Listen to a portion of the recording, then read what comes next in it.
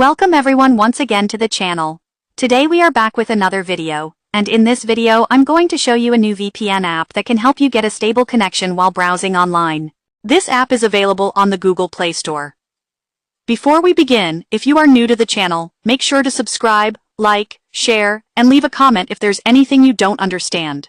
This will help you stay updated with all future videos. Now let's get started. First, open the Google Play Store, where you can easily search and download Android apps. In the search bar, type the name of the VPN, which is MEGA TUNNEL VPN. This app can help you get a secure and reliable connection. From the options that appear, select the correct app. Take note of the name and the icon. Then tap on it. After opening the app page, install it on your device. Once the installation is complete, tap the Open button to launch the app. On this channel, we always share apps that improve your browsing experience, so let's continue.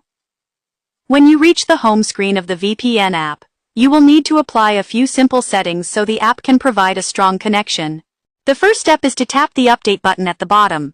This refreshes the app's resources and helps ensure you get the best performance while using it. Next, choose a server that works well in your location. Tap the server box and select a server of your choice. However, for this video, you can leave it on auto-select so the app automatically picks the most suitable server for you. After that, select your country network name.